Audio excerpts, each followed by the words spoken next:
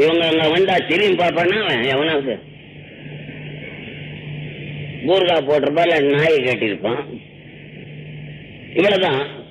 மலேசியாவில இருந்து இங்க இருந்து போயிட்டு வந்தவங்க சொல்றத கேட்டா தெரியலையா? இவங்களை நாங்க ஒண்ணும் இல்லாதவங்க, நாங்கெல்லாம் இன்னைக்கு பணக்காரனா ராவும் பகல நினைக்க வேண்டியது உங்களை.